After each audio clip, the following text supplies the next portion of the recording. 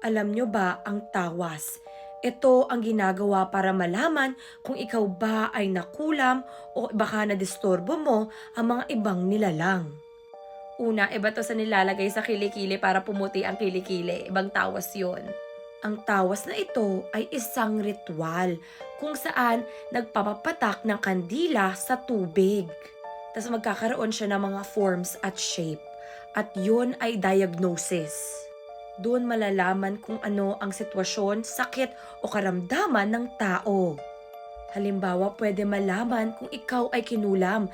Baka kaya masama ang pakiramdam mo kasi ikaw ay nakulam. O baka ikaw ay may sakit dahil nagambala mo ang mga ibang nilalang katulad ng mga duwende, mga kapre at sila ay naghiganti sa'yo.